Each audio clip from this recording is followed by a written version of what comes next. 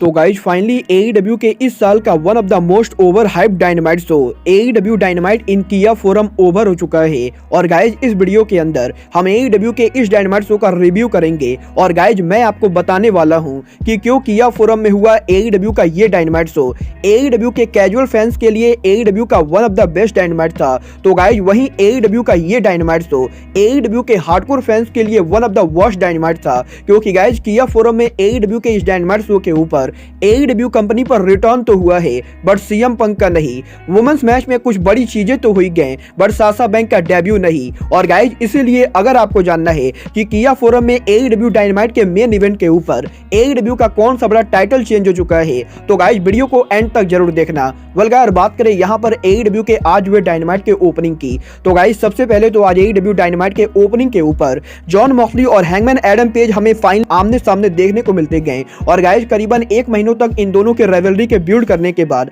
Dynamite के opening पर हमें एक बहुत ही जबरदस्त मैच देखने को मिलता है। और गाइज क्योंकि मैच के अंदर जॉन मॉक्सली और हैंगमैन एडम पेज ये दोनों ही रेसलर बेबी फेस रेसलर थे, तो गाइज इसीलिए मैच के अंदर क्राउड का दोनों को सपोर्ट था। जहां पर ज्यादातर इस मैच के अंदर मुझे तो जॉन मॉक्सली मैच को डोमिनेट करते हुए दिखाई देते गए। और गाइज करीबन 15 मिनट के शानदार मैच के बाद मैच के एंडिंग पर जॉन मॉक्सली उनके फॉर्मर फिलो मेंबर सेथ रॉलिंस का फिनिशर कॉम स्टम्प भी हिट करते गए। बट गाइज यहां पर फाइनली मैच के एंडिंग के ऊपर hangman Adam page John Moxley के ऊपर उनका फिनिशर बक्सर लॉरिएट हिट करते गए। और गाइज यहां पर बक्सर लॉरिएट के साथ जॉन मॉक्सली को हराकर हैंगमैन पेज AEW डायनामाइट पर मैच को जीत जाते गए। बट गाइज इसके बाद AEW के डायनामाइट शो के ऊपर टोनी शिवानी AEW के अंदर हमें एक मेजर रिटर्न अनाउंस करते हुए दिखाई देते गए, जहां पर AEW के रिंग के अंदर टोनी शिवानी एडम कोल का रिटर्न अनाउंस करते गए। और गाइज AEW के अरीना के अंदर जैसे ही एडम कोल का म्यूजिक प्ले होता है, किया फोरम के अंदर लॉस एंजल्स में क्राउड पूरी तरह से पागल हो जाते गए। और गाइज फाइनली करीबन 5 से 6 महीनों के बाद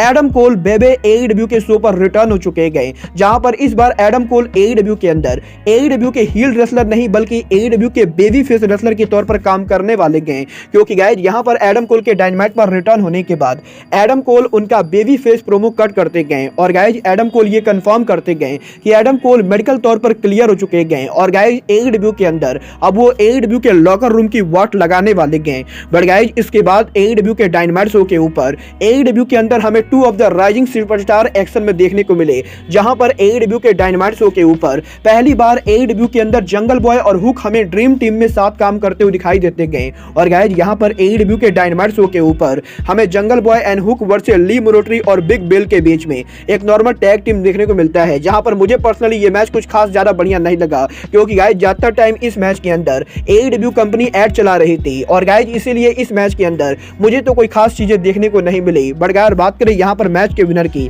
तो गाइज यहाँ पर काफी एवरेज मैच के बाद मैच के एंडिंग पर हुक ली मोरोटरी को रिंग साइड एरिया पर फेंक देते गए, जिसके बाद के मैच के एंडिंग के ऊपर जंगल बॉय ली मोरोटरी पर उनका सबमिशन लगाते गए। और गाइज यहाँ पर सबमिशन के साथ जंगल बॉय और हुक इस मैच को जीत जाते गए। और गाइज इस मैच के विनर रहे जंगल Boy and hook. But guys इसके बाद AEW के बैक स्टेज के ऊपर रूनी पकेट हमें AEW के all Atlantic champion orange Cassidy के साथ देखने को मिलते गए, जहां पर ऑरेंज कैसिडी के साथ साथ AEW के बैक स्टेज के ऊपर हमें AEW के शो पर golden globe winner Paul Walter देखने को मिलते गए। और गाइज यहां पर बेसिकली इस सेगमेंट के अंदर ऑरेंज कैसिडी और बेस्ट फ्रेंड उनके रिलेशनशिप को लेकर बात करते गए। बट गाइज इसके बाद AEW के बैक स्टेज के ऊपर हमें कोनोसुके ताकेशिता AEW के रिंग में अराइव होते हुए दिखाई देते गए, जहां पर कोनोसुके ताकेशिता ब्रायन डेनियल्सन को फेस करने वाले होते गए। बट गाइज यहां पर कोनोसुके ताकेशिता और ब्रायन डेनियल्सन का मैच होता उससे पहले ही AEW के world champion Maxwell Jacob Friedman का म्यूजिक प्ले होता है। और गाइज MJF कोनोसुके ताकेशिता को इंटरप्ट करते गए,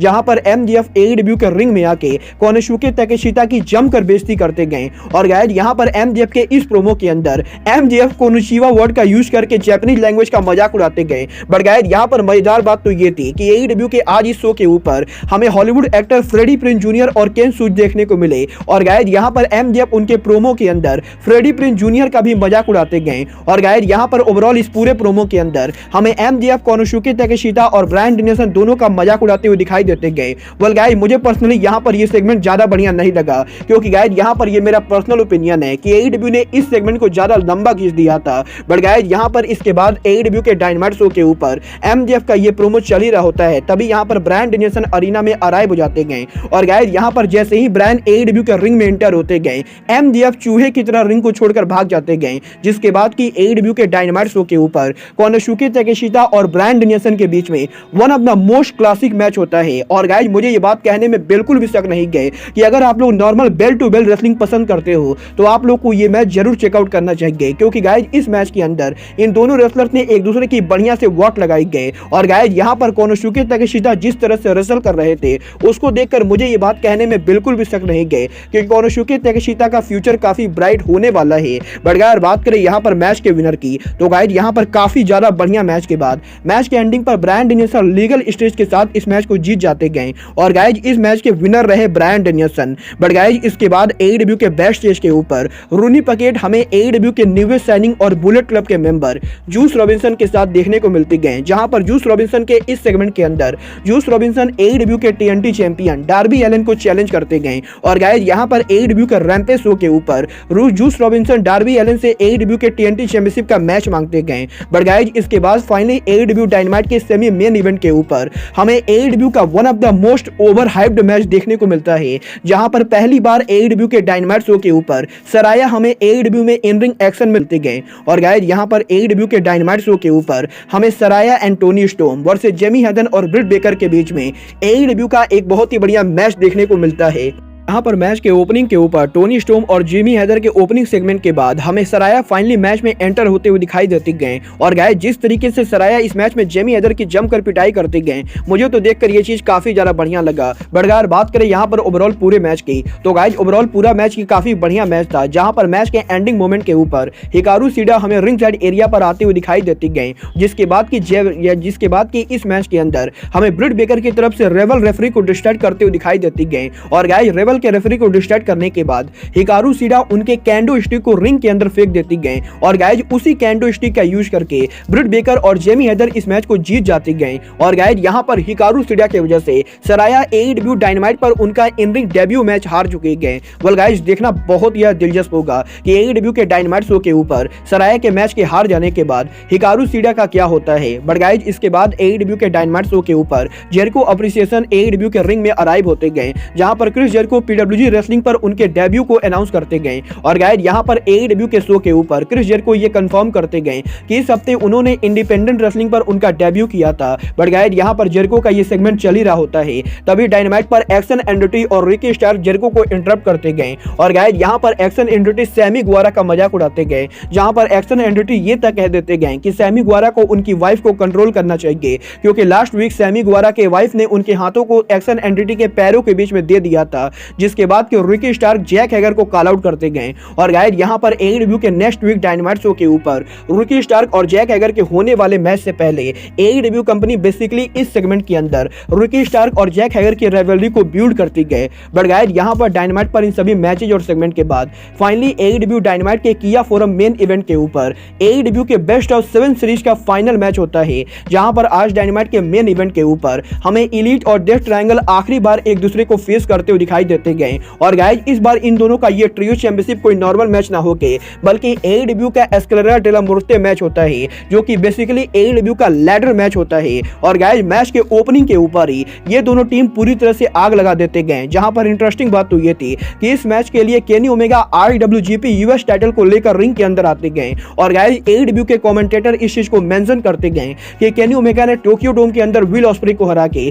NJPW का IWGP US टाइटल जीता है। बट गाइस जहां तक बात रही ट्रियो चैंपियनशिप मैच की तो गाइस यहां पर मेरे लिए ये चीज पर्सनली इम्पॉसिबल है कि मैं इस 5 से 10 मिनट के वीडियो के अंदर इस मैच को पूरी तरह से एक्सप्लेन कर पाऊं, क्योंकि गाइस यहां पर बैक टू बैक इस पूरे मैच के अंदर दोनों टीम्स ने एक दूसरे की जमकर पिटाई की गई। और गाइस यहां पर आज इस मैच के अंदर हमें काफी सारे टेबल भी ब्रोक होते हुए दिखाई दिए हैं, जहां पर काफी बार इस मैच के अंदर केनी ओमेगा हमें डेथ ट्रायंगल को टेबल पर पटकते हुए दिखाई देते गए। और गाइस यहां पर back and fourth classic match के बाद फाइनली मैच के एंडिंग के ऊपर केनी ओमेगा रे फिनिश के ऊपर टॉप ऑफ द लैडर से वन विंग एंजल हिट करते गए, जिसके बाद केनी ओमेगा लैडर पे चढ़ के फाइनली AEW के ट्रियो चैंपियनशिप को निकाल लेते गए। और गाइस कुछ इस तरीके से AEW डायनामाइट के एंडिंग के ऊपर दी लीड बन चुकी है AEW में एक बार फिर से AEW के ट्रियो चैंपियन। और गाइस किया फोरम के ऊपर AEW का ट्रियो टाइटल चेंज हो चुका है। वेल गाइज वैसे तो AEW का ये पूरा डायनामाइट शो काफी बढ़िया शो था और गाइज यहाँ पर जो लोग AEW के डायनामाइट शो को नॉर्मल लेवल पर फॉलो करते गए उनको ये शो काफी बढ़िया भी लगा होगा, क्योंकि गाइज आज इस शो के ऊपर ज्यादा बकवासबाजी ना होके बल्कि AEW ने काफी सारे बढ़िया मैचेस कराए गए। बट गाइज यहाँ पर जो लोग AEW कंपनी को हार्डकोर लेवल पर फॉलो करते हो और जो लोग AEW कंपनी के न्यूज को भी फॉलो करते गए वो लोग बहुत ही ज्यादा डिसअपॉइंटेड होंगे, क्योंकि गाइज यहाँ पर हर किसी को मालूम था कि AEW ने इस डायनामाइट शो के ऊपर साशा बैंक के डेब्यू को बहुत ही ज्यादा हाइप किया था। और गाइस जिस तरीके से पिछले 1.5 महीनों से AEW कंपनी सराया का ये मैच हाइप कर रही थी, उसके बाद जिस तरीके से AEW ने इस मैच को डिलीवर किया है उस चीज को देखकर मैं बहुत ही ज्यादा डिसअपॉइंटेड हूं। और गाइस जिस तरीके से लगातार मीडिया और ब्रिट बेकर और सराया जैसे रेसलर AEW के अंदर इस मैच को हाइप कर रहे थे, उसको देखने के बाद मैं ये कह सकता हूं कि टोनी खान की कंपनी ने हार्डकोर फैंस को लेट डाउन कर दिया है। क्योंकि गाइस अगर इन लोगों को सराया का मैच के अंदर साशा बैंक का डेब्यू नहीं कराना था या फिर अगर इस मैच के अंदर इन लोगों को कोई बड़ी चीज नहीं करनी थी, तो गाइस मुझे तो ये बात बिल्कुल भी समझ में नहीं आती गई कि 2 महीनों पहले AEW के डायनामाइट शो के ऊपर ब्रिट बेकर ने सराया को AEW के शो का टिकट क्यों दिया था और गाइस क्यों पिछले 2 महीनों से AEW के शो के ऊपर सराया के मिस्ट्री पार्टनर को इतना ज्यादा हाइप किया जा रहा था। वेल गाइस यहाँ पर मैं AEW का बिल्कुल भी कोई फैन बॉय नहीं हूं और गाइस इसीलिए मुझे ये बात कहने में बिल्कुल भी शक नहीं गए कि AEW का ये शो कैजुअल फैंस के लिए एक बहुत ही बढ़िया शो था, बट गाइस हार्डकोर फैंस के लिए ये show one of the worst show था। क्योंकि गाइस इसके बाद अब AEW कंपनी जब भी कुछ हाइप करेगी तो गाइस यहाँ पर हार्डकोर फैंस को बिलीव नहीं होने वाला है। वेल गाइस आपको AEW का ये शो कैसा लगा आप लोग मुझे कमेंट करके बताइए। बट गाइस डेफिनेटली मुझे तो एडम कोल का रिटर्न काफी बढ़िया लगा और गाइस मैं देखने के लिए एक्साइटेड हूँ कि एडम कोल अब आगे AEW में क्या करते गए। बट गाइस अब आज के इस वीडियो में बस इतना ही, मैं मिलता हूँ आपसे अपने अगले वीडियो में। बट गाइस तब तक के लिए goodbye, good night and bang.